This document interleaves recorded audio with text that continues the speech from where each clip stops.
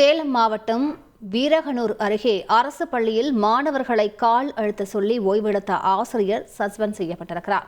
கூடுதல் விவரங்களை செய்தியாளர் சங்கரிடம் கேட்கலாம். சங்கர், கூடுதல் விவரங்களை பதிவு பண்ணுங்க.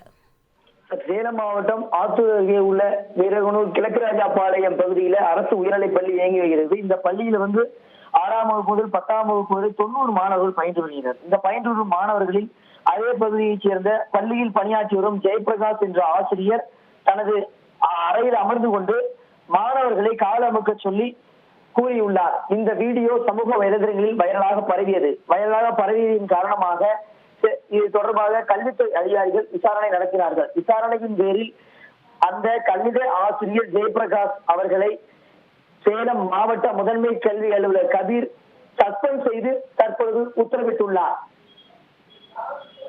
கூடுதல் விவரங்களுக்கு நன்றி சங்கர்.